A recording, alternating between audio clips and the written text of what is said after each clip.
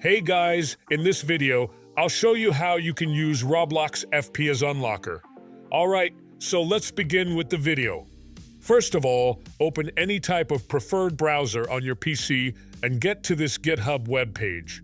Here, a code will be available just like this. Now all you need to do is copy it by clicking on this copy icon. After that, get to the desktop homepage, right-click on it, select New, and then choose Text File from the menu. Then type in the following name as I am doing it and change the file extension to JSON. Now confirm the action and open the file using Notepad.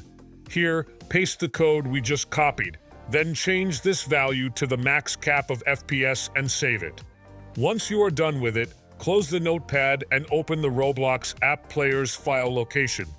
For that, you can either search for it or just right-click on the app icon and select Open File Location.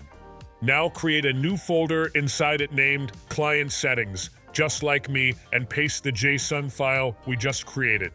Now, if you run the game, your FPS will be unlocked. But if this doesn't work for you, then you might have not set the file names correctly. Make sure to get the exact names and you'll be good to go. So that's basically how you can use Roblox FPS Unlocker. So that's all for this video.